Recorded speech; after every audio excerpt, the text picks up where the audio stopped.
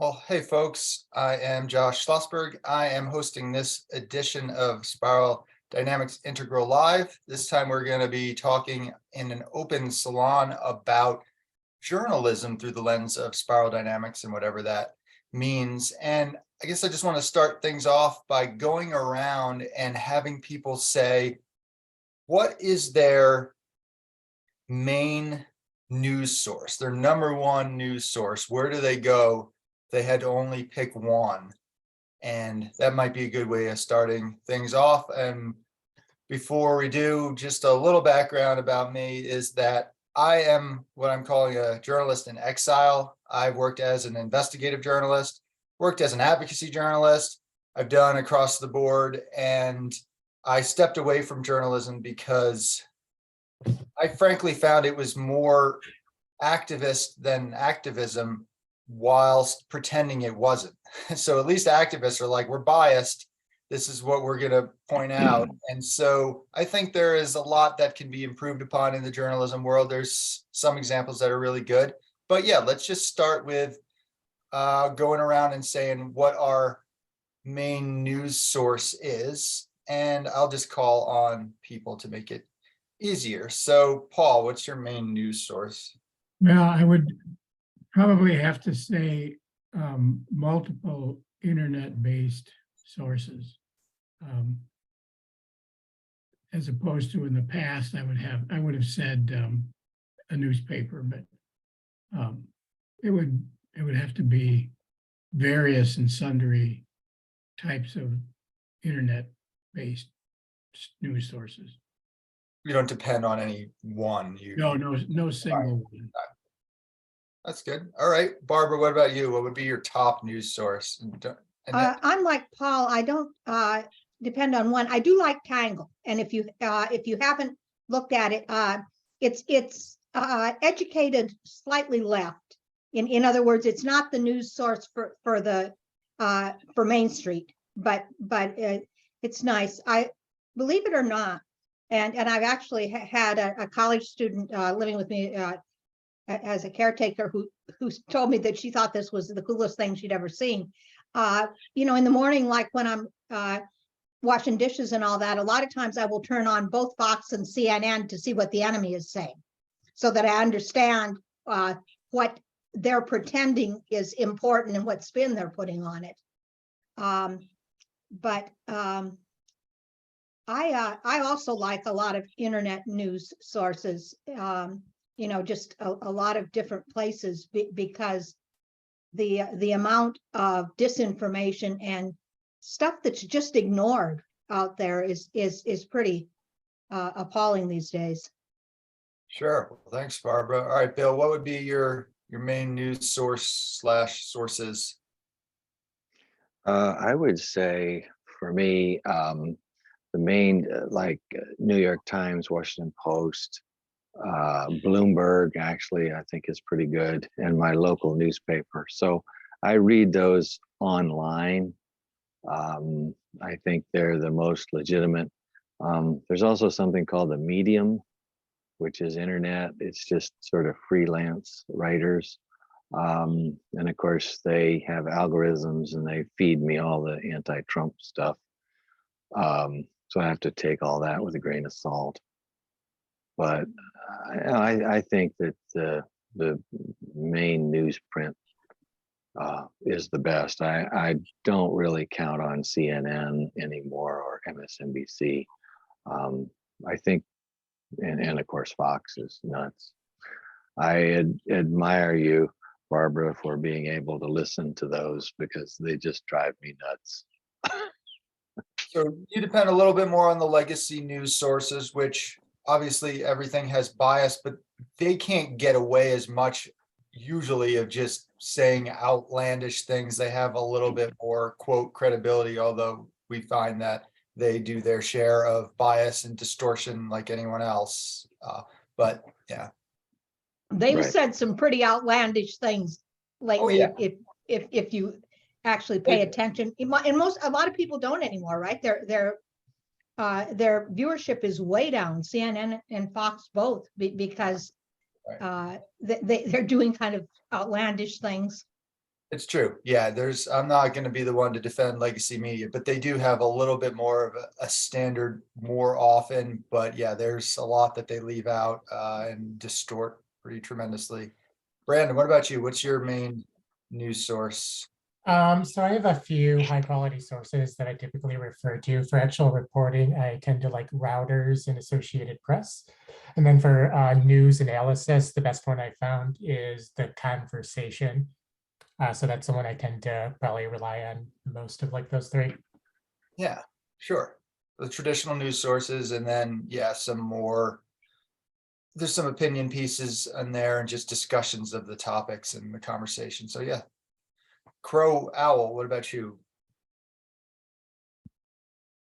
I'm similar to all of you. I guess I'm an eclectic seeker of news, and I've graduated towards Reuters and AP for just the basics of news gathering for me. When I want to review, I read my local newspaper, the Warren Tribune Chronicle. I read Washington Post, New York Times, Economist, and some of the magazines. And I mostly follow journalists that I trust, that I've read over the years, or I've found to be somewhat enlightening, or they give a different perspective. So I started following a lot of conservative journalists, and I've always followed the ones on the left because that's where I came from. But really enjoying the eclectic collection that I view. Yeah. Sure. So a lot of different sources, which is fairly time consuming, of course. Yeah. Well, I'm retired, so it's okay. Right. That's good. You have the time to get all those points of view. All right, Veronica, what about you? News sources? Yeah, I tend to check the Washington Post and the New York Times pretty often just to see what the vibe is, because they are, the most established news sources, as you call them, legacy sources, but they continue to have a strong online presence, whereas a lot of other newspapers have kind of died out. They've managed to transition well. I never watch the news on television. I just never turn on my television anymore. I've been reading Substack more often lately, and I find that the writers there are more all about synthesizing their own perspectives. So they definitely each have their own sort of biases. And I know Washington Post, circling back to the Washington Post and New York Times, they're considered leftist nowadays, even though I don't think they used to be considered more centrist. But I'm aware also, as I'm reading them, that, for example, this week they're just kind of trashing what's going on in the House. Not that it isn't deserving, but there does seem to definitely be a bias towards, criticizing Republicans and defending Democrats, those two newspapers. But I also feel that they're good in other ways. The New York Times has a lot of different sections, so you can read about cooking or other things. It doesn't have to be just politics, And I also really like The Guardian, especially for its environmental coverage. I feel like it's one of the newspapers that does the best environmental coverage. So I like to read The Guardian. Sure. Thank you. Andrew, what news sources do you depend on? I don't think I depend on any source. I'm independent and think independently. And as to like picking like the right sources, or I don't know, like the ones you prefer, I think it's kind of first tier approach when you think we choose something which fits your present worldview. I think second tier approach would be to get as much information from as vast different sources as possible, so that you can really build a large picture and understand everything. So I read everything, and I read anyone, like different views. Then I'm able to build like really a large picture. So do you have any in specific? Because it does seem like a lot of folks, most of us take in different news sources, but do you have any in specific? You're saying just every news source out there? Yeah, so I don't know how it's more precise to answer the question than I read everything. Okay, that is definitely ambitious. Okay, so Marjorie, what about you? Your top news sources. Well, generally speaking, CNN, just in general, I do watch the TV a lot. And between that and MSNBC, I also switch over to Fox News to see what they're saying. I know that a lot of the people from Fox News have switched over to something called Newsmax, I think it is, that the really far right doesn't like Fox News anymore. So they've abandoned Fox News and they've gone to something I'm pretty sure it's called Newsmax. And then I also like podcast. I like Heather Richardson, a historian, excellent coverage of she gives a historical perspective of what's happening now. And other podcasts, I really like Rachel Maddow podcast. And then NPR, BBC, New York Times, Washington Post. I try to get as much as I can from the various different things, but honestly, I don't have the patience to really delve into too much reading, even online. I just kind of, it's hard for me to stay that focused on so many different things, but I do try my best to kind of get as much variety as I can.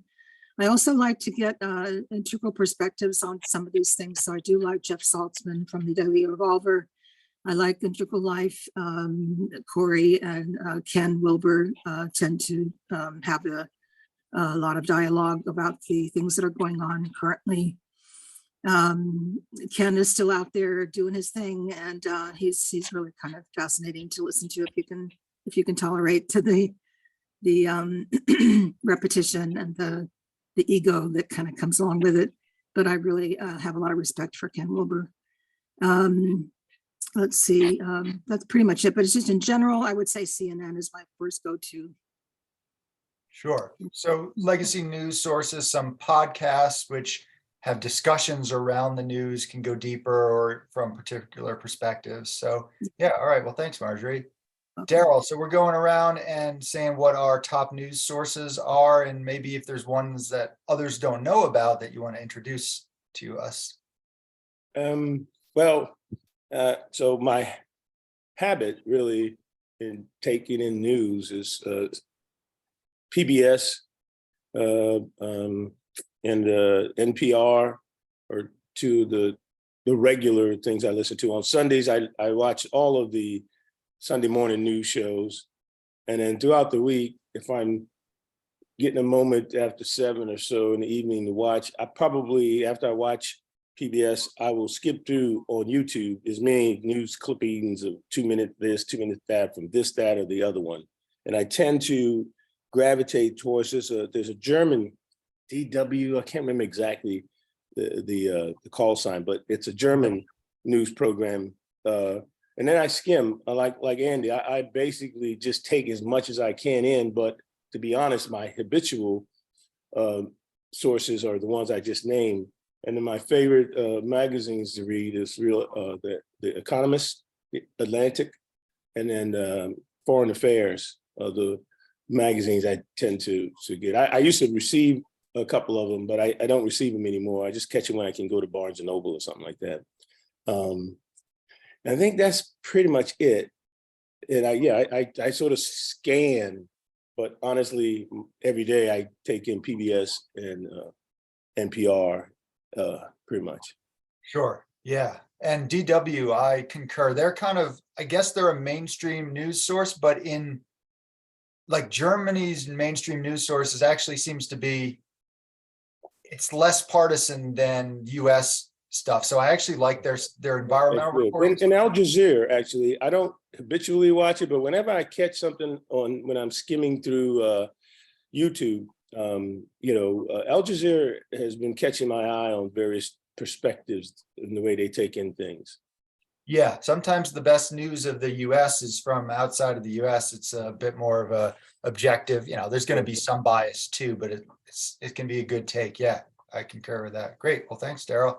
And Eloy, so we'll go to Eloy and then Barbara, if you have something we'll do that. But so Eloy, what's your top news sources or any you want to recommend to us first tier people? Yeah, good morning. I'm just waking up, so I listen to KPFA, the Pacific. It's a listener-sponsored radio station, and let's see. I listen to a lot of podcasts as well. I listen to Pod Save America, run by some former Obama staffers and Young Turks. I listen to BBC. I watch cable news, including Fox. I always like to see what their takes are on stuff, just as a counterpoint. And there's always some good articles and recordings on Integral Life. And let's see what else. So we're talking about news in general, or political news, or Whatever.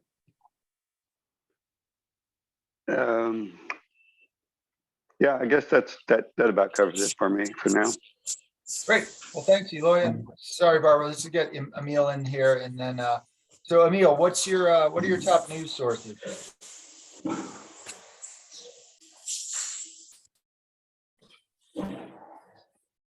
Do you hear us, Emil? Emil? Oh, he doesn't want to talk. That's fine. I'll just go real quick. So I get all my news. I find my most erratic, toxic friends on Facebook, and whatever they're saying, I assume is the truth. So that's I do some of that, but All Sides is called. And I recommend that they'll take the top news stories, which of course is bias in itself, and they'll kind of have a center, left, and a right, just so you can kind of get a view. It's not the full spectrum, obviously.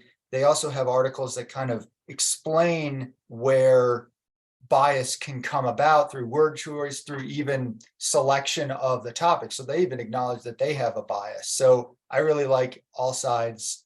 That's where I just go first. I'm like, all right, what's going on with this? What are they saying here? And it's really interesting. So Amiel, do you have anything do you want to, in terms of news sources, before we go to Barbara and start the conversation? That's okay. All right. So Barbara, what's up? What do you I got? actually wanted to add a couple of news sources. I watch NPK, which is Japan American News. And of course I watch BBC. But a news source that I'll bet not a single one of you have heard of, because you're all biased coastal city slickers. There is a RFD, which in the US, for those who don't know, stands for Rural Free Delivery, which was the old postal service that served rural areas 100 years ago. And they have now started a RFD TV network. And it has the best agricultural and ag business news in the world. You just can't get it anywhere else. So if you want to know what the derecho in Iowa did to crops, that's the only place you can get it. But they also, they're the only place that it's neither right nor left. It's simply rural middle America, right? So you get all sorts of things that nobody else thinks is important, because it's flyover country, so who the heck cares? So it's RFD TV. You can't get it on your cable. Well, you can if you pay an extra $100 to get it, because the cable networks won't even carry it. But you can get it online. So I suggest you all check it out. RFD TV. It'll give you a new perspective that most of you have never had. Very good. Well, so I've got a prompt question, unless somebody else has something that is really burning. But my prompt question, I guess, would be, is the media landscape healthy right now and doing its job of providing useful information to human beings? Does anyone have a take on that? Veronica has a take on it. So we are sort of in the process, as always, of evolution, and what we see now is a democratization of voices. So you have a lot more people speaking and serving as a news source. And I just realized that nobody mentioned Twitter or any other social, well, I think you might have mentioned social media as a joke, but you know, social media has become a source of news. What is healthy and what isn't healthy is hard to say. Definitely, it's becoming democratized, dispersed, and in some ways conflictive. Is conflict good or bad? Maybe necessary for growth? I don't know. So I'm just gonna leave a question mark there. Yeah, good points. Who knows what healthy, unhealthy, I guess, is media doing its job might be a way of saying it. Is it informing people? And maybe its job is to misinform. Maybe that's always been its job. Who knows? So maybe it's working great. Brandon, what do you think? So the way I see it is that there is like a lot of good stuff out there, like stuff that's nonprofit, and where the people working on it see it as a public duty to inform the public. The main problem I'm seeing, though, is one of curation. Like there's high quality stuff out there, but it's kind of like in a sea of noise. So trying to separate the signal from the noise is kind of one of the big problems I'm seeing right now. Yeah, because what cuts through the noise, it's controversy, it's bias, it's toxicity, all that's going to get out there. Right. It's like if the business model is geared towards that, that's, you know, becomes like self-sustaining. Yeah, it's rage reads and stuff like that. Engagement. Yep, and solutions-based stuff is not as sexy. So yeah, I mean, it's kind of what we're getting, what we were asking for in a sense, most of us. But Yeah, it's kind of interesting because obviously like the internet has like accelerated kind of the echo chambering of society, but like in my mind, that seemed to start with like the 24-hour news networks, kind of, didn't it? yeah, no, it's right. We always have to churn out something. So, all right, what's something? And a lot of times it's just going to be what's inflaming. So if folks want to comment on something that people just said, we've been doing, you can just jump in, or you can do like the coffee cup, just because sometimes we'll do the hand raising thing and then somebody has a completely different point, which is fine. But if there's something that Brandon just said or Veronica said, you want to chime in, just go ahead or do the coffee cup. Otherwise, we'll just keep moving along. So Daryl, go ahead. So my hit on it is that first we have to agree to what media is. Okay. And I think generally we probably agree 80-90% of it. What I see and my insights are taken from most recently Maria Risa's book. And I read also Surveillance Economy, right? And really one would have to include Google as well as the social medias, including Twitter and all the rest of them. You know, and I'll be honest, I didn't mention it, but I do get quite a bit of information. I'm sort of a TikToker, you know, and a buddy of mine said, you know, I've deleted TikTok off my phone because I find I spend too much time on it, right? So I thought that was funny, but then I thought, oh yeah, I probably spend way too much time on it as well. But my point is that she pointed out early on how instrumental and useful, productive Facebook was in launching her company in the Philippines, but that the algorithms that really drive their business model reward bad behavior and rewards violent assertions and so on and so forth that we all saw manifest that we've seen over the last several years. And so one has to include really the fact that the cancerous way things are happening is not just the media. I was reading Foreign Affairs, and I'll wrap it up by saying this. I had no idea that Mexico was tending towards authoritarian governance themselves. You know, they've federalized the police, which was against their constitution but they disregarded that, and they disregarded a number of things as a country by presidential decree. And I just didn't know. I knew what was going on in Turkey, China, Russia, all the normal ones, as well as what was going on in the Philippines that started to shut down all the media there because of the authoritarian way of getting things done, making the media enemy. And a lot of that is being driven. Her point in her book is that a lot of that is being driven by the fact that the algorithms that are so dominant now, and this model of advertisement for media sake, they've not imposed regulations on social media the way they did on print media, the way they did on television media in the early days. It's been a, wild, wild west kind of thing. But unlike those other media eras, this one is particularly corrosive to a society's cohesion. So I just, that's my hit on it. Yeah, no, I think that's accurate. And just real quick, as a journalist, I was writing for a lefty weekly paper in Colorado. And this was the time where Trump had, I can't remember if Trump had just gotten in, but it was all kind of course, a lot of anti-Trump sentiment. There was a lot of, it was the travel ban stuff. So it was a lot of concern about issues like that, immigration. And there's also, of course, the Me Too and the Women's March. So there was a lot of women's stuff that was very much in the forefront, and mostly it was kind of pointing out what was wrong in the world around that. And I was like, oh, you know what I'm going to do? I'm going to write an article that is encapsulating the alternative, so the solution. So I'm going to find something that, so these people are rightly complaining about these issues. I'm going to find something really positive that's going on that deals with all that. So I found this Women in Tech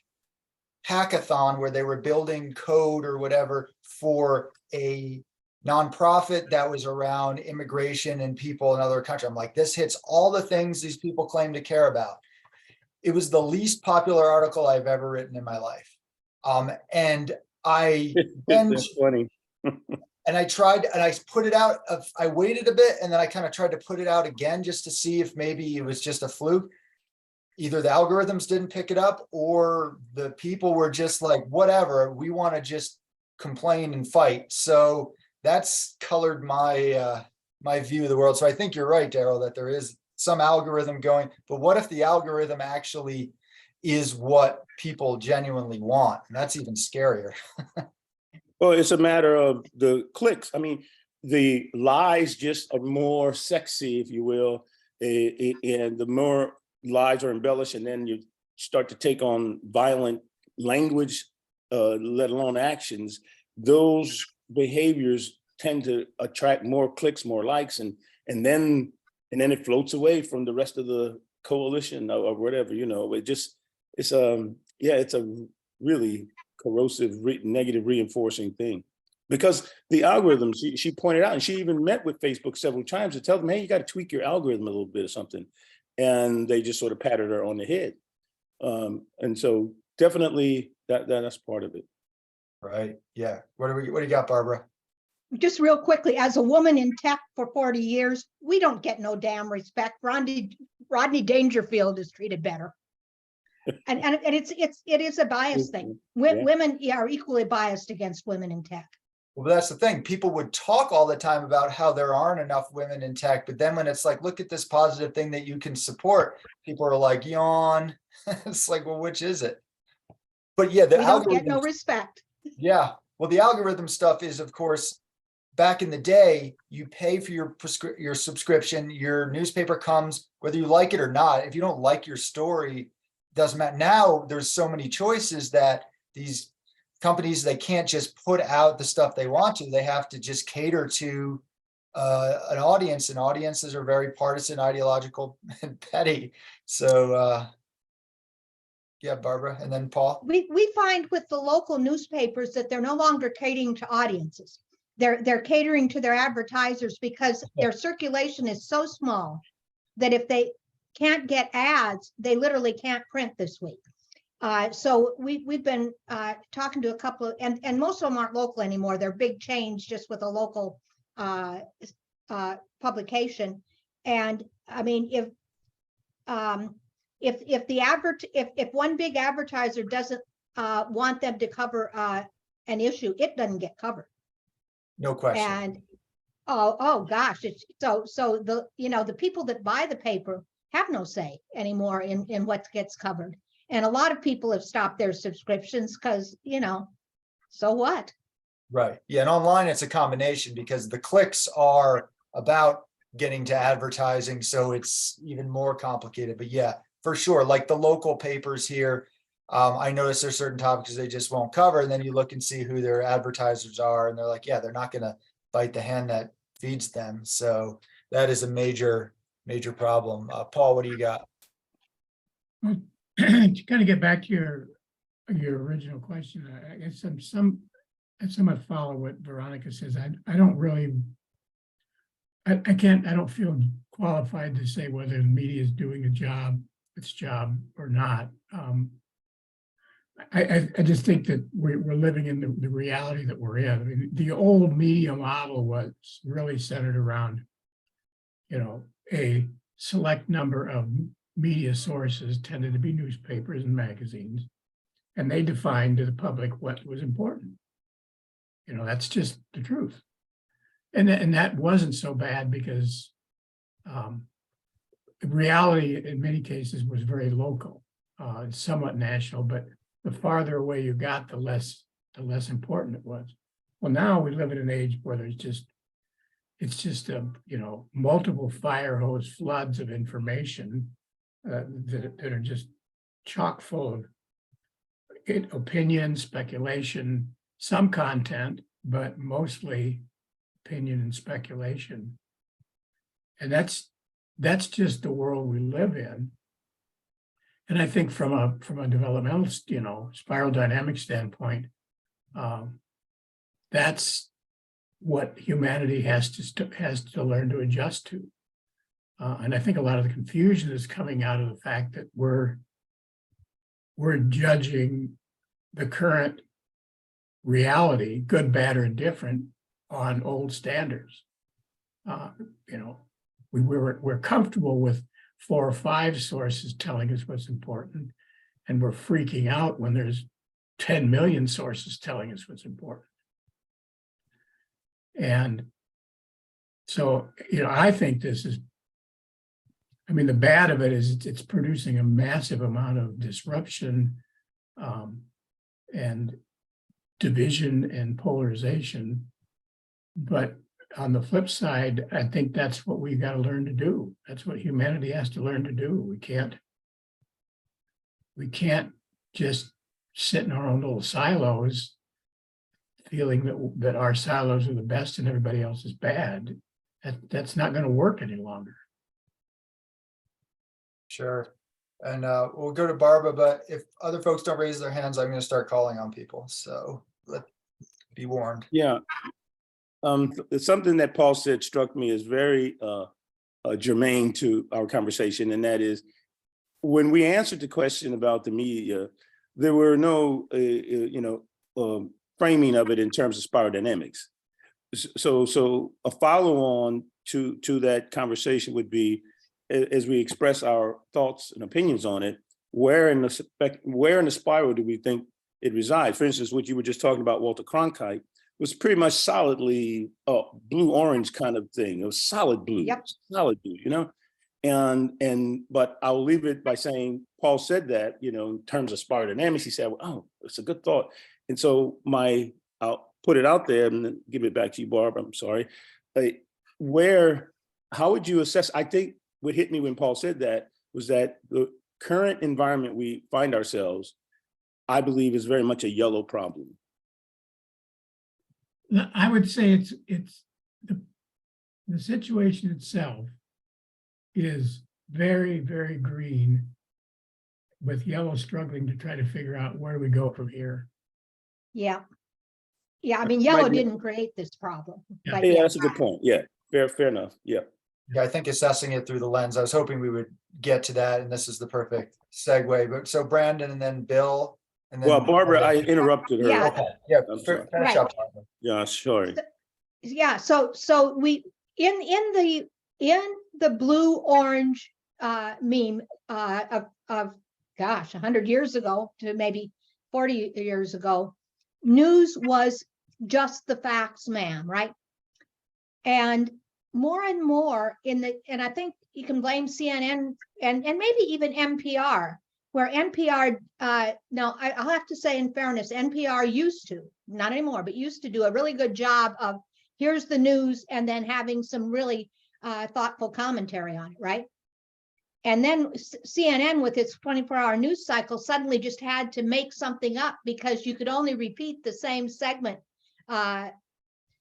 so many times before people got bored and would turn you off, right?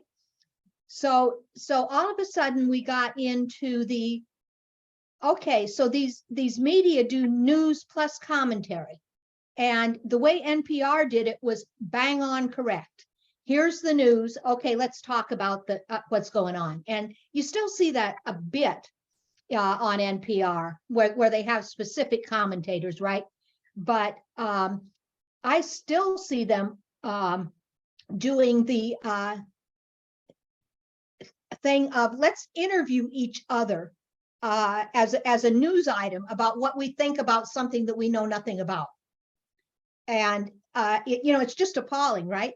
After I can remember my 90-year-old dad's something had come on and we really wanted to know what was going on around the world with it. And after 10 minutes, we look at each other and go, did they say anything? Did we learn anything? And literally we concluded they were interviewing each other about their opinions about what they knew nothing about, because nobody knew yet what the facts were. Now, that's no longer news, right? And that's where the bias starts creeping in. But then we had a real horror story coming up with COVID. So morning news, right? Everybody turns it on now to see where the latest lockdowns are, to see what the latest death counts are, right? So there was huge viewership of morning news. And nobody was allowed to go film daytime soap operas. So what the news did is extended from 5 in the morning until noon in a lot of cases. Well, now you and I both know it's like the CNN problem, right? There's no way you could possibly fill that amount of time with real, honest to goodness news or with any kind of sane commentary. So suddenly you got entertainment, right? So they were out doing massive entertainment segments, Zoom concerts and just all sorts of things. And the amount of entertainment items in these newscasts kept coming up and up and up. And then you want to really add insult to injury. So I had the habit of turning on the local news to catch the weather before I drove out the door, right? And it would then turn into the 90-second recap of today's top stories. Do you know and I forget which one it is. In that 90-second recap is at least a 15, sometimes longer segment that is from one of their night show comedy hosts telling us about his version of the news. Now, I'm sorry, guys. That is beyond commentary. It is beyond news. It's even beyond entertainment. And to have that as the first 90 seconds of news that Americans should pay attention to is just appalling. We've gone from news to entertainment, and it's really hard for people to figure out what the heck. And I'm thinking that the people that are doing the newscasts and stuff are becoming less literate, less folks like Josh and more just Hollywood actors, right? Kind of the old weather girl syndrome. And, I heard, I swear to God, this is true. So there was something on about what Biden's doing on the border, and he's asking for expulsion of folks that can do a form for asylum remotely, right? I believe it's Venezuela and Cuba. And so if you come across and demand asylum from those areas, they immediately put you across the border and say, go fill out your form pool. Do you know what the report was? they are going to export immigrants from these countries. The word export, right? And this idiot newscaster used it twice.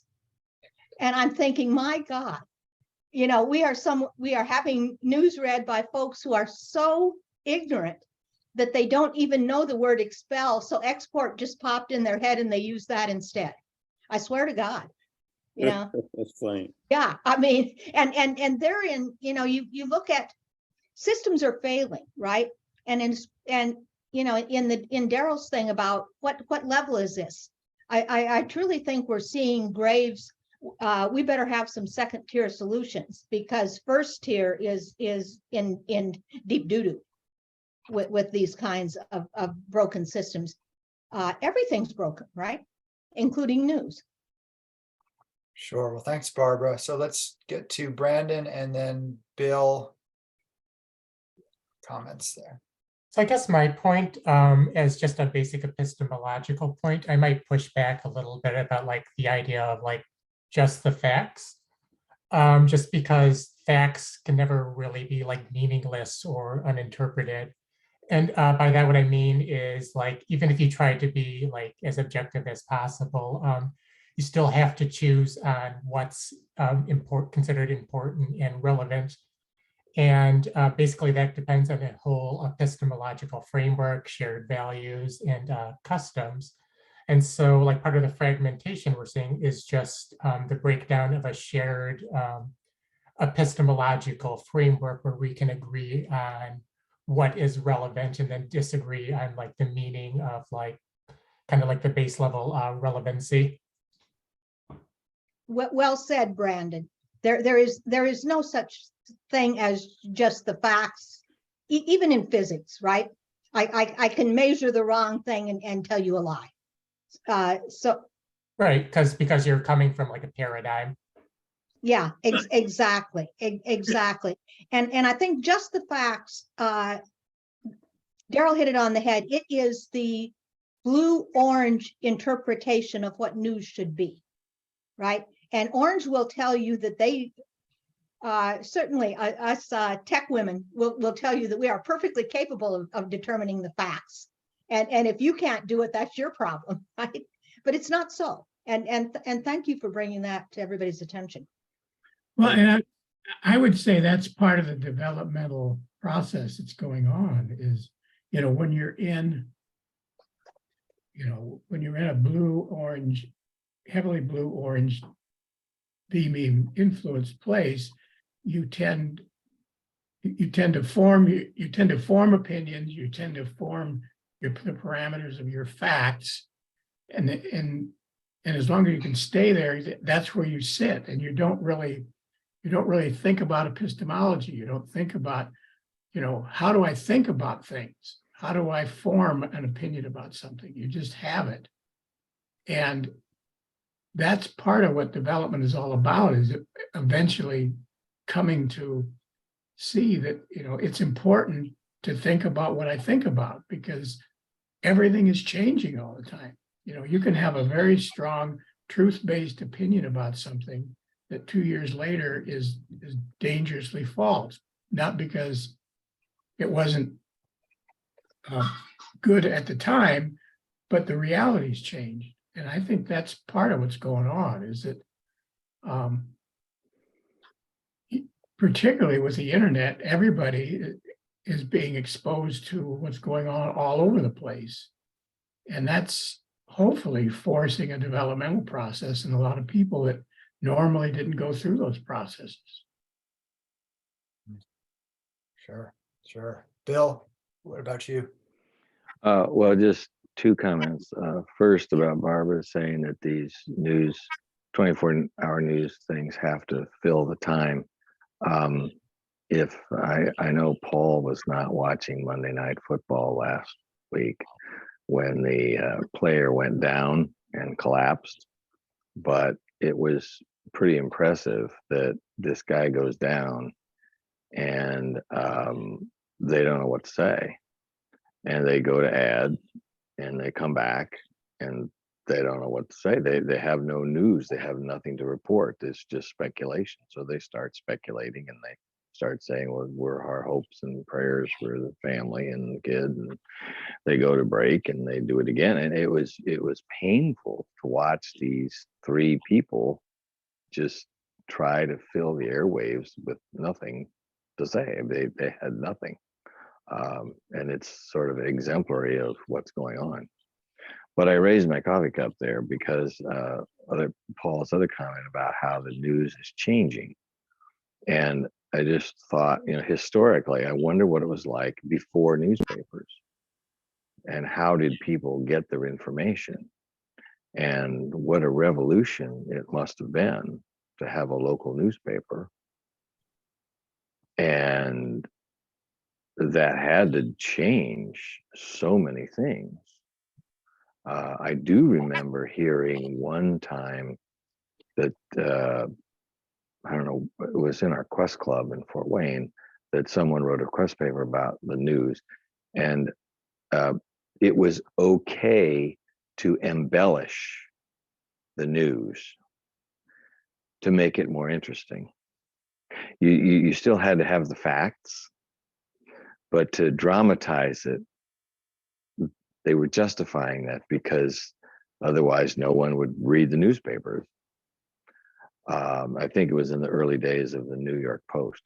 But anyway, I mean, there was a time where we didn't have newspapers, and there must have been an evolution of the news and the way the news was given, and advertisers and building bigger papers and getting more money and getting more reporters. And, so it had to evolve. There obviously weren't pundits before we had newspapers. And then we had a whole new generation of pundits and things. And now it's changing again, right? This is what we're talking about with the spiral. It's how things evolve. But my question is, I wonder what it must have been like before newspapers and how newspapers changed the landscape. Sure. And are we in a similar kind of evolution now where things are just changing? Actually, I want to comment on that because I do know some history. So in Rome, there were public forums where they would put up notices, right? So no newspapers, but it depended on the literacy level of the people, right? So Rome had fairly high literacy, and they would actually post the news in public forums.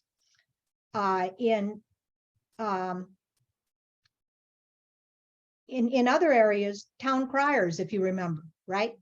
Because people were not necessarily literate. And so before the printing press, literate people got news from postings.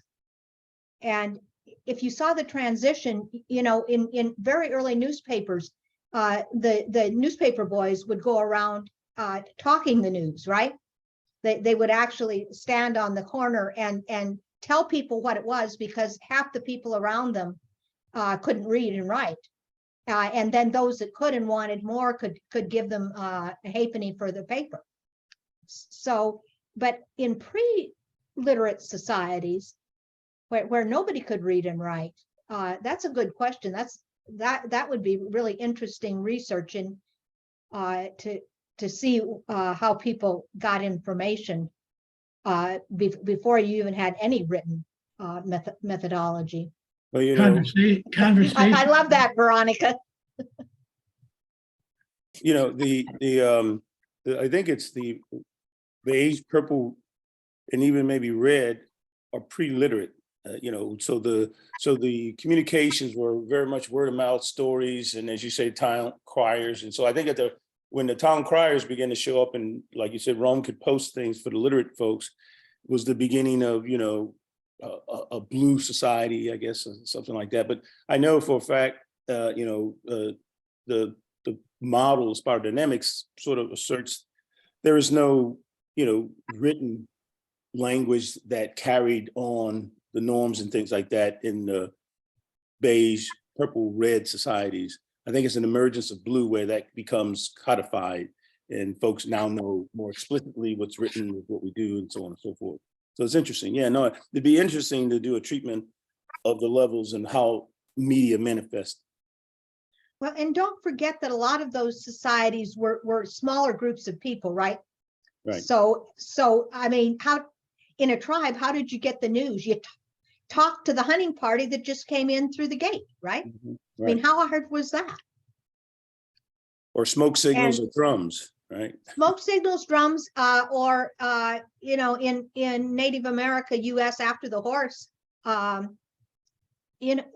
riders, right? I Right. mean, yeah, and not just for Native Americans, but even around here in the early 1800s, Pony the Express. Paul Revere sort of thing, right? Right. Where you literally a single person carried the news verbally. So Crow, your hand was up? You still have a comment? No, I was pretty sure that everything I may have said was covered by others, and so I don't need to repeat. I was just going to give a little local history. You know, I'm from a small town in Northeast Ohio, a small city, and we had an excellent, wonderful newspaper. We still do, but they are regionally owned by a firm in West Virginia now. And but we do have local reporters and local editors and such, so we still have the flavor of a local newspaper. And recently, the Tribune Chronicle bought out the Youngstown Vindicator because it went down the tubes, and so it's still hanging in there. But Warren, at one time, in its heyday of industrialism in the 20s and 30s, had 11 newspapers, 11 local newspapers competing for news. So I was thinking of when you were talking about the newspapers and the how it looks today and the proliferation of news through the internet. And I had a sense for back then, if you had 11 newspapers, you had a lot of news competition in there trying to who could have the best news, and it had to be very interesting. For sure. Yeah. Well, thanks you for that. Yeah, there are still some local papers that exist in the world. They definitely struggle to maintain their existence, though.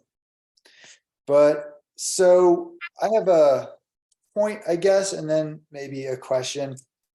So I think in terms of spiral dynamics stuff, what ended up happening was that the news bias over the last couple decades, it became more green because that's where the people in media were at. And whereas some of them were deliberately and are deliberately distorting, I think a lot of the times it's just the water in which people swim. So I don't think a lot of when there's accusations of a lot of the media being left, I think it's usually true, but I think the folks in it are like, what do you mean? I'm just saying what is. And in their world of green, they're just saying what is. It's the water they swim in. So I think the conservatives, media was more conservative. I mean, back when I started organizing as a progressive organizer, we're always fighting the newspapers for their bias, like they're always their pro-police bias. When I was working on police accountability stuff, their anti-environmentalism, all that stuff. And now the establishment is a little bit different. I mean, it's still mainstream, but a different way. So I think conservatives, so let's say the blue, orange, whatever, are sometimes right about, or often right about that bias. So then they create their intentional, like, well, you guys are intentionally biased. We'll create our Fox News, which now is not fringe enough for a lot of folks on the right. So now they have their Newsmax where they're like, all right, we can do bias and that's fine. Now, I'm not a Trump supporter in any way, shape, or form. I'm a longtime progressive organizer, but as somebody who just didn't have a dog in the race of Trump, let's just say, and has been disillusioned with both the right and the left, I could see very clearly that a lot of media distorted elements around Trump. It's like 90% of what he said and did was already foolish, I thought. And then they're like, we have to make 100% of it that way. And I thought that that was a disservice because he didn't need exaggerations. Most of what he just said was already outlandish, but they had to do it for everything. And so I think anyone who is being objective, and certainly those who were on the right, would see, oh, well, that's an inaccurate distortion about Trump. And so what that did is that gave them permission to dismiss everything that's coming out of the media. So that turned into, well, stop the steal, right? Well, you guys have lied about Trump, which is true. They have, or at least distorted. Well, therefore, he probably won the election and COVID's not real. So I think green, by accident, to a certain degree, orange green started distorting, and then that spun off. So I guess, I mean, if anyone has any comments on that, that's fine. But my question for the group would be, what would an integral news outlet look like? And I'm not just talking about people commenting on the New York Times. That's really cool, but that's not reporting. So what would that look like? And could it any way, shape, or form actually exist as anything but basically a charity project? So, You know, I'm thinking from spiral dynamics on that, Josh. The problem is, you know, we get news from everywhere. We look at some of these things that are put out at news, and we laugh because they're so pathetically biased, or they're a real comedian pretending to be on the morning news, right? But you know, the problem becomes at Purple, the news has to be about me. And it's interesting, around here we discovered that the local TV stations, their news seems to have a higher degree of acceptance from both right and left, because they cover localized things, and the better the station is at looking at local issues, the better both sides consider them, right? In other words, you know, we don't care about that show that the Republicans are putting on in Washington. So what's happening with the ice storm here? What's happening, right? To the point of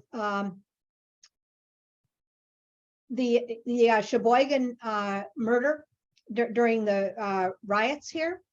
No national media covered it, covered the rioting until a bit after the murder. And they weren't covering the rioting, they were covering the murder. Local media were covering it, right? As the problem that it was. So I'm thinking, you know, it's about us. We start teaching children history with local history in a lot of places. You know, no 5-year-old is going to care about what happened in Rome 3,000 years ago, right? But 5-year-olds going over to the local Texas history places to actually see where the Alamo was, right? Okay, now that grabs kids' attention. It's real, it's right there.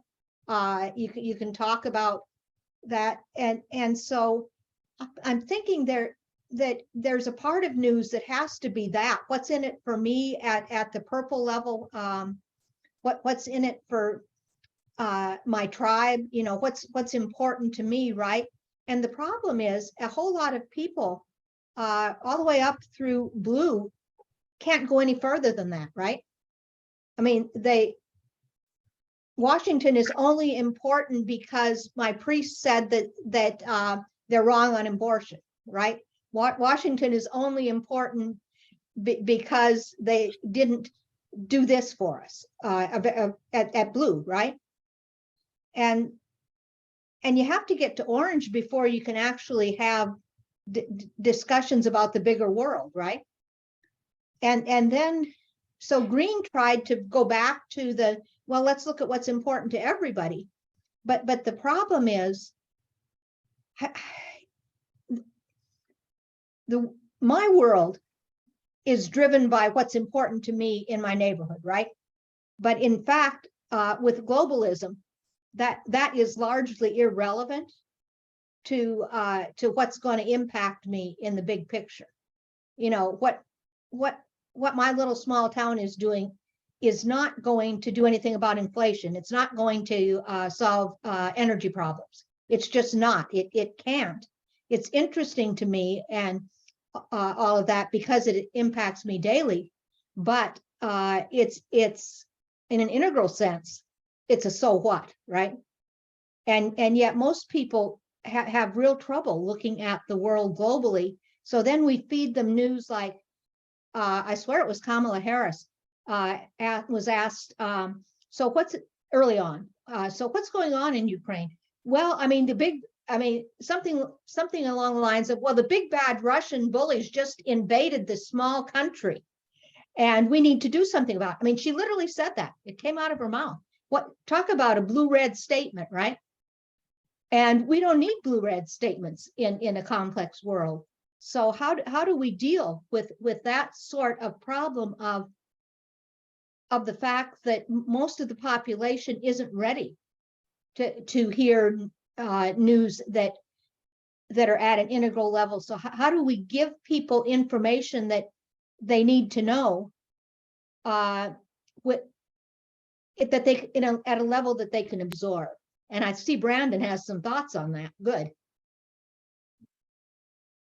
So I think it's worth really appreciating just how different the types of societies we're living in today are from the types of societies that were around when we actually like evolved the psychological structures that we have.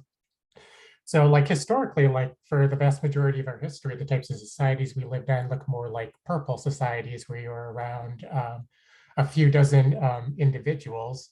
And basically gossip was kind of like a social regime that was used to regulate people's behavior. And this is the type of environment where our like innate psychological structures evolved in.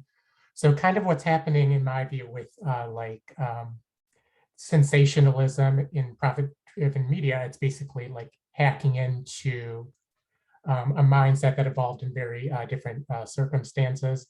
And it's pretty interesting when you kind of look into evolutionary psychology, you discover that like gossip isn't like a superfluous thing. It was actually very, very important to evolving the sorts of psychology we have. Like, for example, if you look at like a lot of like politics, like media-driven politics, that you can kind of like think of it as like an advanced form of like gossip. It's especially true for conspiracy theories, like Bill Gates is like microchipping people. In a lot of ways, that's like an advanced form of gossip. So I think it's Musk that's microchipping, not Gates. And Musk will tell you he is. Oh, that's true. Neuralink. So that's okay. He's one of the good billionaires, I guess. Well, no, but see the truth, right? So Musk has actually said, and I believe that they're ready to do it. He's going to microchip people voluntarily in public, right? And so then the conspiracy theories go, well, Gates has already done it. I mean, Musk is just a day, right? Yeah, so it's kind of interesting. It's like when you kind of like use that kind of framing device, it would actually be more surprising if we weren't having the sorts of problems we have just from kind of the dialectic of our psychology being in a very different sort of environment now than like the place where it was like forged. So it's almost like kind of what's happening now. You can think it's almost like to be expected, just kind of with the different like influences conflicting with each other there. Like if you take this sort of psychology and put it into the sorts of environments we're living in, it's kind of what's happening now. It seems like almost like an expected result. What the issue is that, that's it's a solid point, but, it's like somebody said it earlier, the ability, I guess, I think Brandon brought up the epistemology thought that, folks don't really, I mean, if they're in a reality and they're experiencing whatever it is they experience, whether it's coming from entertainment, news objectively in a real sense, or whatever the conversation and how the conversation is coming to them, if they're locked in an echo chamber, or if they're actually more open or whatever. I think whatever that reality is, whatever the level of existence the folks find themselves, that reality is concrete to them. And I have a friend, for instance, who who him and I disagree in general politically. We're on different sides of the spectrum. I'm a little more closer to the center than he is, but he is absolutely, totally convinced that his point of view is the correct point of view. And the absolutistic nature of his conversation, I just understand, and since we both are spiral aware, if you will, I just understand, let him be who he is, and my girlfriend marvels at the fact that I could continue a dialogue with him because of his points of view, but I have to respect that. That's where his reality is. Now, he's not a violent person or anything else like that, but he gets his source of being and what's important to him and what he attached meaning to from the sources he gets. And they're just, to me, I look at it and go, okay, that's one point of view. I'll give you that. That's one point of view, but there are other points of view as valid and people as passionate as he is on a different side of the spectrum. And so, my hit is that wherever they might be, if a second tier point of view is to appreciate where folks are coming from in that arena that they are operating, whether they are in a closed echo chamber or whether they actually are touching upon many nodes to get a broader point of view, if you will. Either way, in my opinion, they're to be respected in order to allow for some, some field or environment that would allow for discourse. Nobody's invalid. You just can't make a person, and that's the problem I see when the language and the conversation is such that you've now made the other side demons, and that becomes metastasized, no matter which level, because any of the life experience complex capabilities that you may find in your first or second tier, those realities are their realities, and there's many times any of them could become metastasized. And that makes me think also about the issue of who we trust, right? And at purple and at blue, once you deem a authority trustworthy, that's the end of it, right? You contradict that authority at your peril. And then red is basically the hit squad for both purple and for blue. And I think it's becoming the hit squad for green, unfortunately. Sure. Well, go ahead. Yeah, I mean, I'm going to get back to your original question. News and journalism, by its very definition and how it was exercised, particularly in the past, it was about telling individuals what was supposed to be important to them. 10,000 events happen in a given small area in a certain amount of time, and what the newspaper does is it chooses 50 of them and journalists write articles about it. Well, what have they done? They've decided out of 10,000 events, what the top 50 were. So maybe part of what second tier journalism is maybe even to start with redefining and coming up with a new term. Don't call yourself a journalist. I go back to a comment that Brandon made earlier in the post. It says, which is key to all of this, and particularly like what Daryl just talked about. He said, what even good faith attempts at objectivity looks like is going to be governed by the paradigm you're operating out of. And that's a very sage assessment of the postmodern world we live in. We are perceiving beings. We perceive things. And because of that, it's going to sound heretical, there is no objectivity. Is there a tree? Yes, in the material world, there's a tree. If there's 1 million people looking at that tree, there are 1 million trees because they're perceiving it in their own way out of their own paradigm, and the tree itself doesn't really exist in that. And I mean, I'm not going down the track of, if I believe I can fly, I can jump off a 100-story building and I'll fly. But that's a real paradigm, or that's a real challenge. And maybe that's what new journalism has to do, is how do you talk to, deeper truths that unpack that objectivity that's encased in pure subjectivity. I have and I know Veronica had her hand up. I just want to comment on that, what you just said, Paul. I was reading, I think it's an atheist guy who writes really good. I think his name is Sam. Oh, I can't remember his name, but he wrote a book called The Moral Landscape. And in it, he explained how a tribe in Papua New Guinea had believed that their rituals and various things they went through actually kept the vegetables in the ground. And the journalist was interviewing them. And as he explained, the guy asked him, well, what does this matter? And they laughed at him. Why would you ask such a silly question? If we didn't do what we did, we could not grow our food. It would float up into the air. And this whole tribe believed this wholeheartedly. Anyway, that was their reality. I thought that was interesting.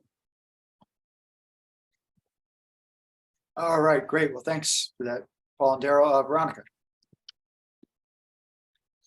All right, so I just wanted to take this opportunity to say that next week, we're going to have a topic which leads right out of this one about journalism. So next week, I believe, as far as I know, that Steve Todd are going to be talking about misinformation or disinformation and how that shows up and how do you even define it. So because that's even become a contentious word in itself. What is misinformation? Because some people think that misinformation or it's just another way of viewing reality. It's not necessarily false information. So that's a whole nother path, but definitely related to this conversation today. So if you guys are enjoying this and want to get into that, we will be discussing that next week. I just wanted to mention that, talking about things specifically, for example, QAnon, flat earthers, and other seeming theories that seem outlandish, and maybe other theories that aren't quite as outlandish, but there's a whole spectrum basically. So just sort of laying out some of the prominent ones. I just wanted to mention that. Brandon, I don't mean to cut in here, but I've got to pull out here pretty quick. Josh, do you want me to? I will turn the make you the host, and then you can turn off the recording when you're done. All right. In just a second here. Now I got to find you on the list here.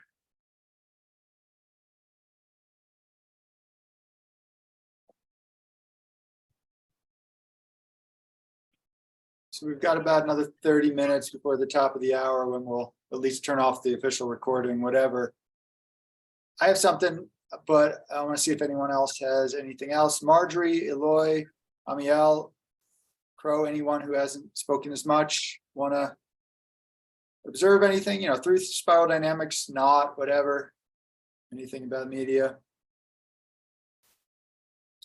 All right, Yeah, well, And you can, and you may type. go ahead, Marjorie. Marjorie's gonna. Yeah, I just put something in, and I just typed something in regards to, from my perspective, the creative arts. And I believe that you could consider journalism, news media, social media as a form of creative arts. But then there's also music and art, visual arts and dance and film and poetry and drama and all of it that are also ways in which human beings observe and reflect back what is happening in our world. So that could be another topic. Definitely, and it blends right in, of course. I mean, as a documentary news, it can be, right? And writing, I'm a writer, so I'm very concerned about the craft. I write fiction too, whatever. So a lot of good journalism, or at least used to be, and still is, just the written word isn't important anymore, I guess, but the creative process of what is a well-written piece, that in and of itself is a creative endeavor. So, Did you have something? Marjorie, could I ask you, would you extend that inquiry, so to speak, to the world of sports? Would you throw sports in there with the arts, or do you think that's fundamentally something different? No, I do think that sports are could be considered creative arts. It's a different way, but it involves the body for certain, and the mind, Yeah. and the heart and the spirit, and it all is part of it. So It's like yeah, dance. definitely, And, yeah. and as it's done nowadays as entertainment, right? Yeah. So, Mhm. so now news is a creative art and entertainment and no longer has anything to do with underlying reality. Ooh. That's a big takeaway. I remember my nephew was really into world wrestling. And I said to him, you know, that's choreographed. And he looked at me like, first he said, choreographed, what's that? And I said, you know, like when they tell you how to do a dance. And he said, no, it is absolutely not. And so I sent him out to go. I said, you just watch and you tell me where you see choreography, where you see the same moves over and over again, the same. And he came back in about a week and he said, oh, I'm so disappointed it's choreographed. Well, see, I had the same conversation with my son, who was really into pro wrestling too. My son's pretty sharp, you know. I consider him an old soul, you know. And as far as he was concerned, he knew it was choreographed, but he didn't care because he thought the way they executed their thing was striking. And so he didn't care either. Yeah. No, once he saw it, he took it as art rather than as a fight. And, you know, Yeah. he was in his early teens, so it was really good for him.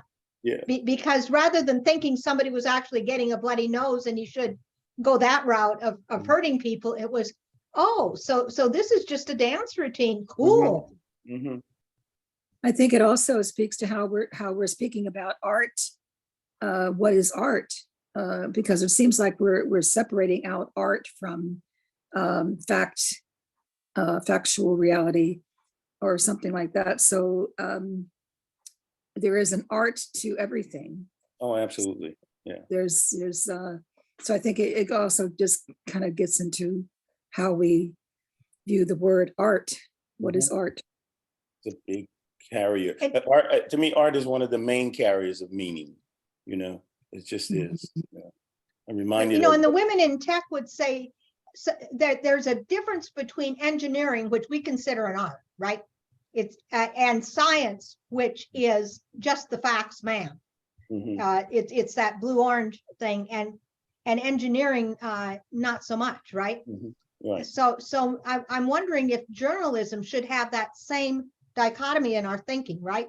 That there's the science side of it, right? What is the reality out there? Can an investigative journalist find it? How would they look for it? And then what is the art of journalism to most effectively tell your story in a way that people at every single stage can hear that story and relate it to themselves and act on it? Yeah, in the postmodern world, that is just you know, one way I describe it is a social mess, because there's Right. so many layers of complexity in the story. Yeah, and then if you take the complexity out, then you get we dumb everything down, right?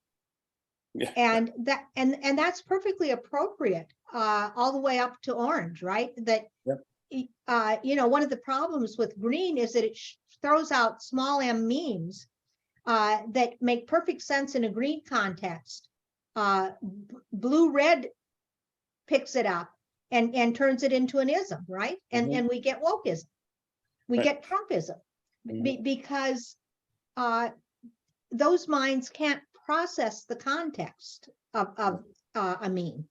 And you know, Roger Ailes was the person who got the breakthrough, because after the Nixon-Kennedy debate, you know, Nixon hired Ailes when he was like a hotshot 20-year-old, and it was his addition to the body of knowledge of journalism, I guess you could say, that finding these short meaningful, pithy statements carries a lot with it. And that just evolved. And he took that very approach, which you look at, and whatever you believe about it, there are a number of scientists who says there's climate change, but there's a handful, a minority, a very small minority from what some folks say. I don't know. I haven't really read any, peer-reviewed papers on it, but in my scanning of the news stories, a great majority of scientists who deal with climate believe that there's a big change and that men caused it. Okay, whether or not you believe that or not, there's a small number of folks who don't believe that.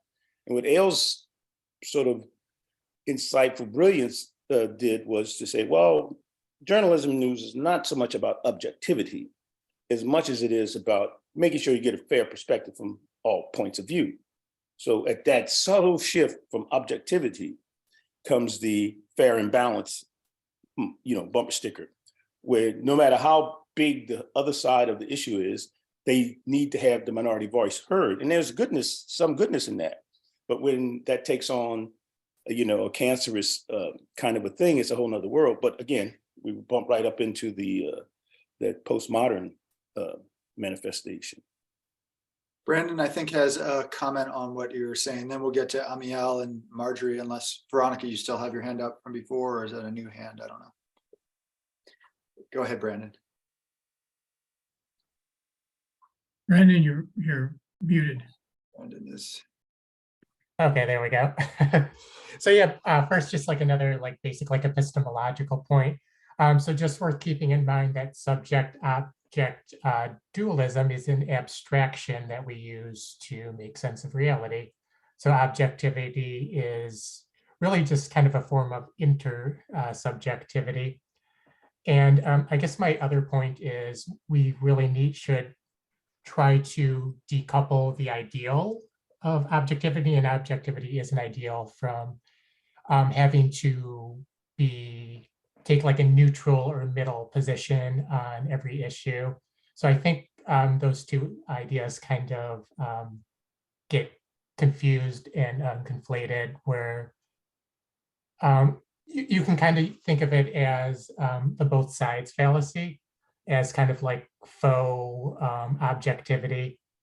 So the most truthful position on any given issue isn't necessarily 50% in the middle. Sometimes one side is just more intersubjective on an intersubjective level. Just one more side is more on the side of reality than another.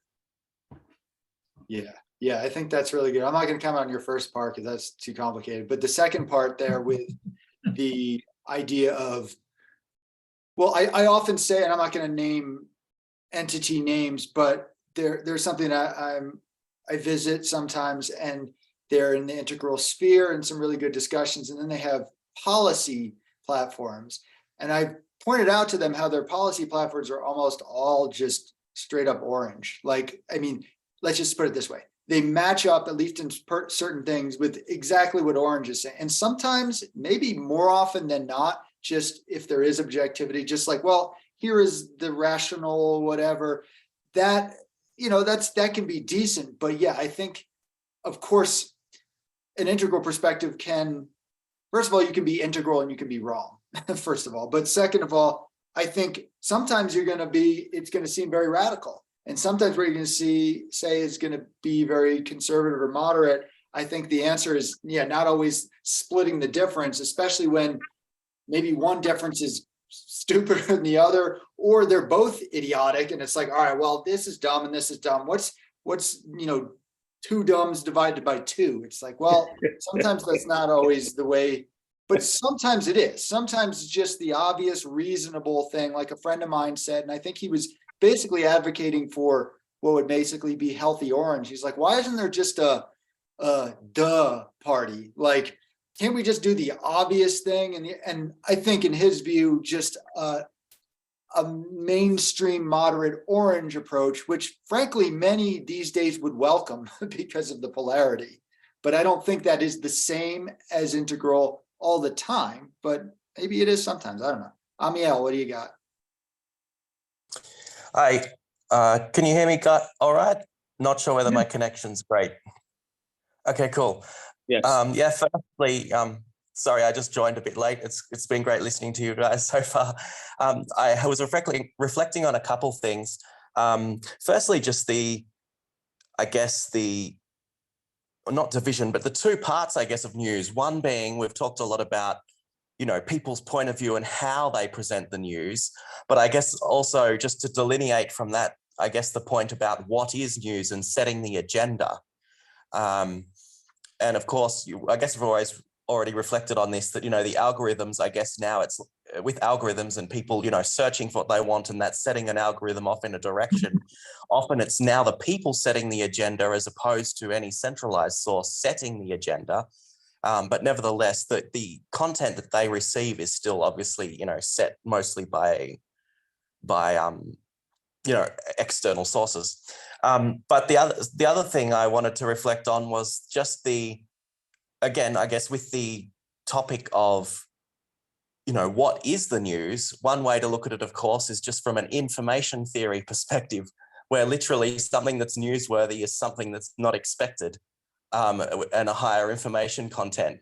So I guess that's just something that I thought is interesting, how we're even setting what is newsworthy. Is it based on something that we would almost say is sort of objective, shall I say, like something like entropy or something, or information content, or is it actually just based on, I should question on different news sources, what does set the news?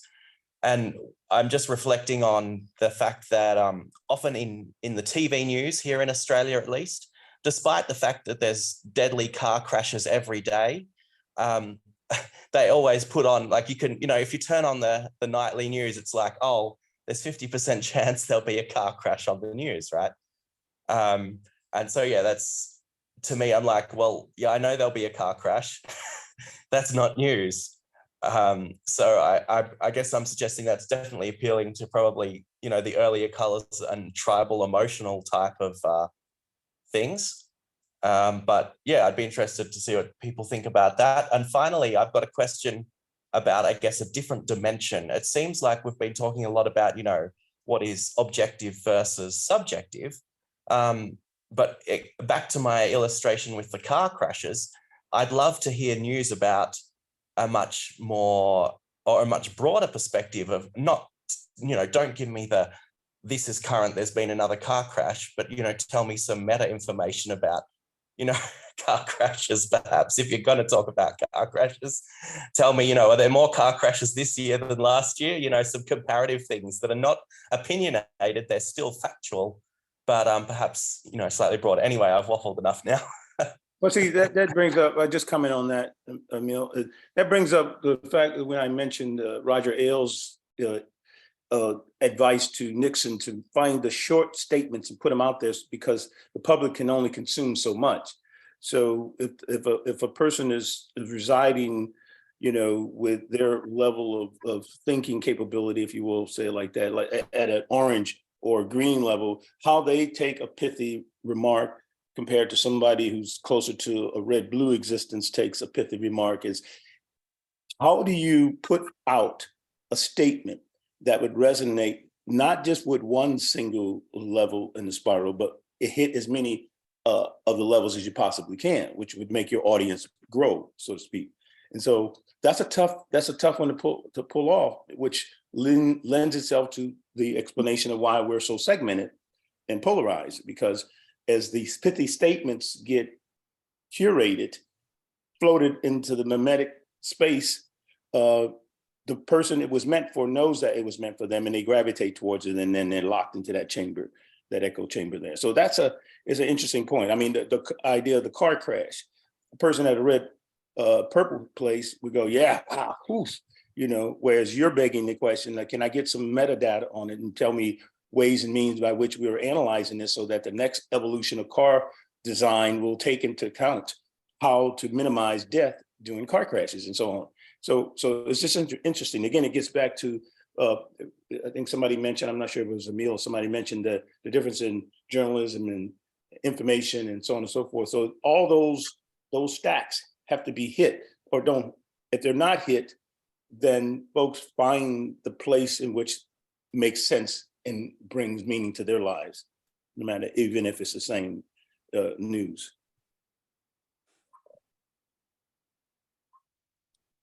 Yes, absolutely. Thanks for that. Josh, I had to pull out for a minute, but I was gonna ask a question. Okay, and then we'll get Marjorie.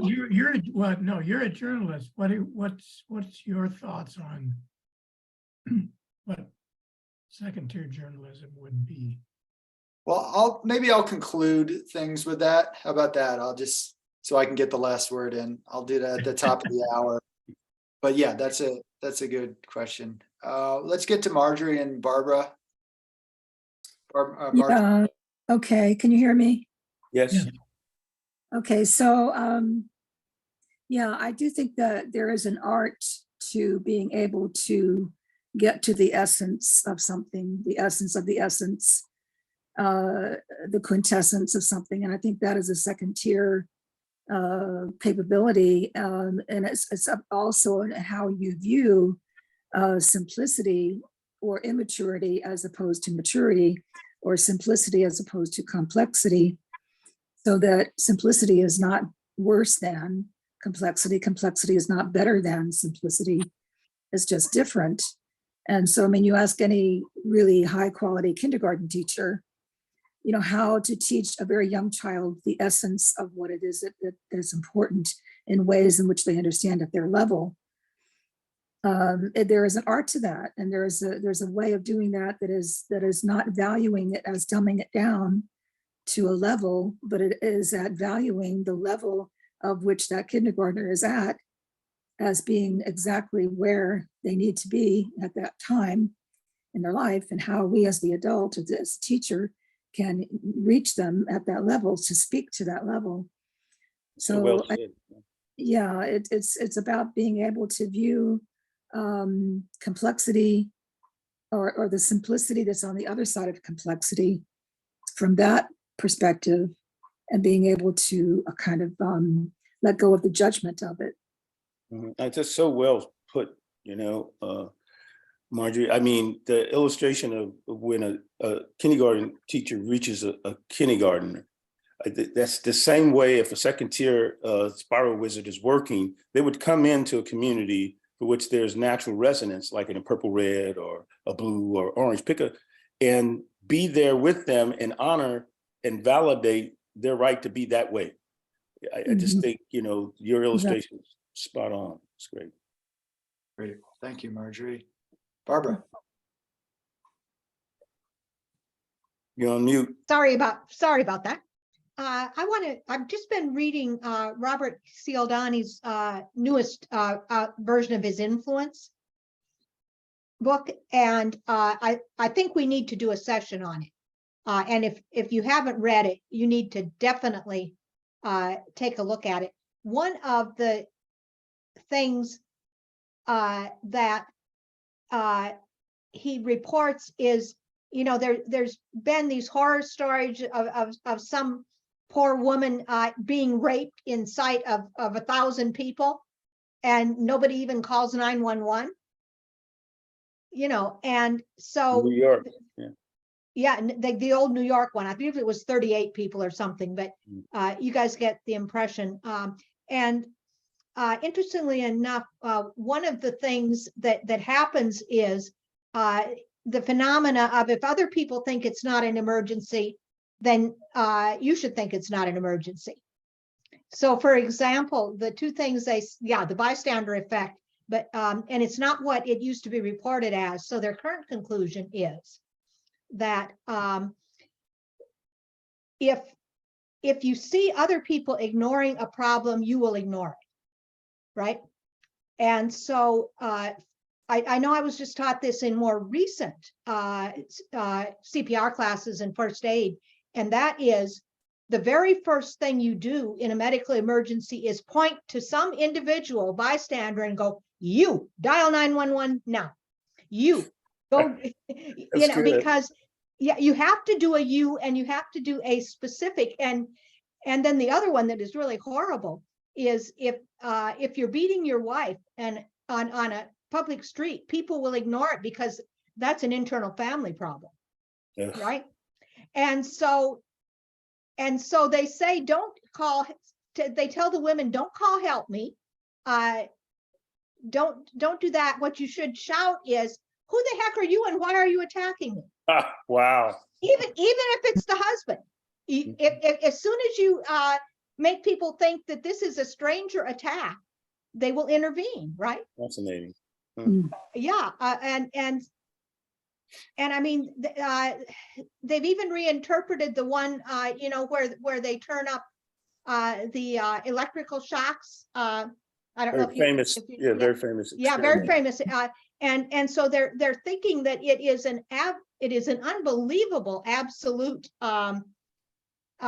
deference to authority. It is a basic blue problem, and blue, well, actually purple blue, because purple is also whatever the shaman says, whatever the chief says, it goes, right? Whatever our trusted authority figures. And it would be really interesting to redo those experiments, looking at different stages. My guess is that purple and blue are just 100% susceptible to that authority figure. You know, it's interesting that, you know, I mean, they took such an array of people, you know, one really can't say whether they were purple, red, blue, green, whatever. Well, but they were college students. In 99% of these, they were college students which means, you know, it's statistically most likely that they were at least blue, right? However, I would think that they would have been orange people in there. And that is really interesting to see, you know, so my hypothesis is if they're truly getting college students, I mean, you know, this was But that way was the back same when, population that Claire Graves tapped for his early research. yeah, and got orange, right? Right, right. So, you know, why in the heck orange doesn't catch on to that, I don't know. But it may be an objective science thing, right? So remember this follow the science crap? Right. So this is science orange. You have to participate in the science, right? I mean, maybe it's that simple that we push the button. It's a different button for red and blue than it is for orange, right? But that the design pushes the buttons for all three of those. I'd love to see folks that we knew were healthy green put in that situation without knowing, and to see whether a single one of them said hell no, right? Interesting. Yeah, that'd be an interesting. And thought. you really bring up an interesting conundrum, in that spiral dynamics itself kind of foretells that, you know, at the core of spiral dynamics is the whole idea of transcend and include, or include and transcend, however you want to put it. But if you are including some of those lessons earned earlier, you now have the conundrum of, well, did you learn the healthy lessons or the unhealthy lessons? And because again, at the core is that you do retain, you do learn, you do incorporate those earlier lessons in you. And maybe that's a hint at what journalism can be about, is how do you report and define what is healthy from a truly, you know, all mankind and planetary basis. You know, I always thought that, you know, I was in Houston for Enron, right? So I actually knew some of the people.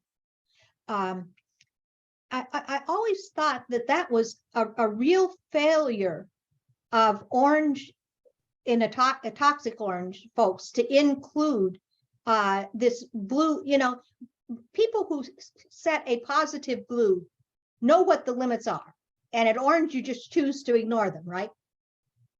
But you know what they are, and people that I find of healthy orange always will tell you when they think they're skating on thin ice, right? And I swear to God, these people had not enough healthy blue to even know that they were beyond the limits of what the system would bear, right? And it was a systems failure, yeah. It was a systems failure, but it was also a failure of underlying blue to set a good idea of what limits on things were, you know, and the whole aha at Orange is to say, oh yeah, rules are really good. And that is the stupidest rule I ever saw, right? That is one of the big ahas that take kids to Orange. But if you can't get that, rules can be good, and why, and what the limits are behind those rules, then you know you're just up a creek, right? You're making very difficult mistakes at both Orange and Green because you don't understand the natural limits of both physical and psychosocial systems. And the legal structures facilitated some of those systemic failures. I mean, for instance, when Clinton took away, I can't remember which act, but it was a law that went into place right after the Great Depression.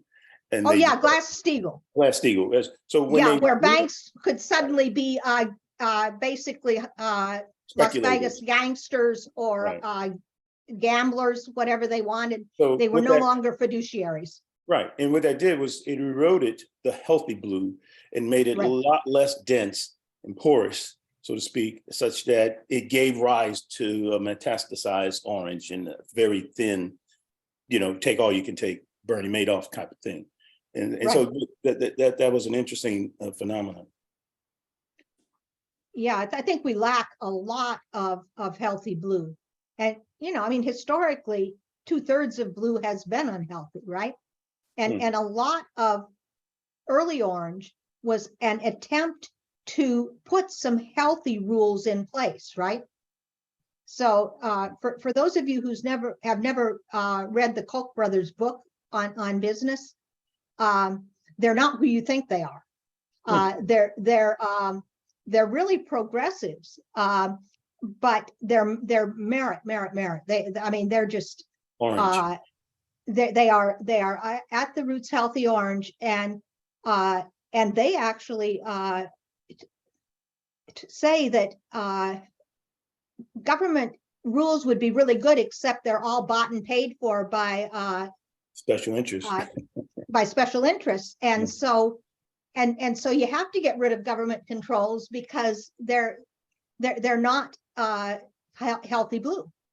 But this is the argument. See, this is the argument that the president of Mexico is making right now, is that there is so much corruption in institutions that Mexico has that are unattached to the government, but are there in place to put in place society good checks and balances. But his contention is that they're so corrupt, he's by decree, you know, and fiat, just making decisions with the intended effect of dismantling the various institutions that have allowed for them over the last 40 years to become more of a democracy as opposed to when they weren't. And so it's just except they really never were a democracy. Well, that's the argument, but over the last 30 years at least, they were on that path. And now except it wasn't working. And I have a couple of friends down there who agree with him that it wasn't working. That they just modeled themselves on the US, except they have the cartel overlay. So think about you know, the business run amok in the US, and then on top of that, Al Capone is running half the country. Well, they're in deep doo-doo. So you know, you can't disagree with his premise. The problem is we know what the problems are, we can see them. I'm not sure that anybody has come up with solutions that would be acceptable to the average person. Right. And then the Mexico solution is along those lines. I mean, if you ask middle-class Mexicans, you know, do they want you to go to all-out war against the cartels? A lot of them say only if you win. Right. It'd be hell for everybody to pay. Right. Yeah, right. Because I mean, look at what happened when they captured El Chapo. Right. I mean, they started blowing up the small town. Looking like a movie. It looked like a movie. Only they're not movies, right? And in the US, we just don't understand because we're so seldom exposed to that sort of violence that we don't understand what it's like to live under those conditions. And so, you know, we mistake some things for much worse than they are. Sure. Well, so to wrap things up, I would say, because we're approaching the top of the hour, I just have a couple things I want to encapsulate, and then I want to turn off the recording before showing a short 2-minute video that I think is actually the most accurate mini documentary. It's 2 minutes, so we can watch it together if you want to still hang out. And but yeah, before I get into that, I want to turn off the recording because we might get dinged by using a recording inside a recording if we put this on YouTube.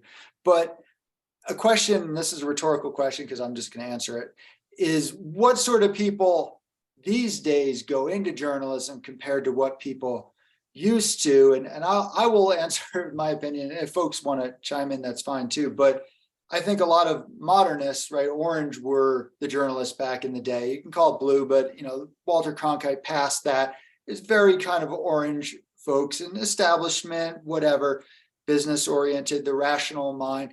Now I would say it's largely the new school of journalism is more of the postmodern green. And I would include myself in that. I was an organizer and I would realize I was always trying to get the media's attention. And I'm like, why don't I just do this? So I started as an advocacy journalist and I did try to maintain a level of integrity. Like I didn't put out false information or distorted, but I would put out one side of the story. Then I decided to do more legitimate journalism. I became an investigative journalist and I'm like, all right, I'm going to really try to get as many sides as possible as makes sense in this kind of thing. And, not maybe give every side the same weight, but try to give a reasonable spectrum of views. And what it actually did was it tripped me more in terms of integral thinking. I credit that because I would do it as an exercise. I wouldn't do it as art. I believe these people obviously have something valuable to say. I'm like, all right, what do these idiots have to say? I'm going to give them an honest, go here. And then I was like, well, maybe there is a little more complicated, blah, blah, blah. But so this ended up turning into me kind of the end of my journalism though, because anytime I would write things that were just pure green stuff, which tended to be my environmental stuff, I would give mostly the green perspective. I would give the business perspective, but I would put that out there and that was very popular. Then I started covering some more social issues and basically in the most liberal town in America. So Boulder, Colorado, I was writing for. Luckily, my editor at the time was an old school hippie. So he was like the free speech hippie. So he liked me and he would let me write my stuff, but it really started triggering people because I would go to these rallies and God forbid, I would give the bad guys a couple quotes. And that was me doing legitimate journalism. But I realized, I'm going to have to pick a lane to really have a future in this. And so I'm like, well, then why do this at all? I might as well be an activist. But I guess my final question for us to maybe ponder as we move forward is, what is the way to get, quote, an integral perspective? And what I'm thinking, if I were to get back into journalism, it would not be writing integral articles. There would be, 100 people in the world who would be interested in it. It's just, there's no business end to that.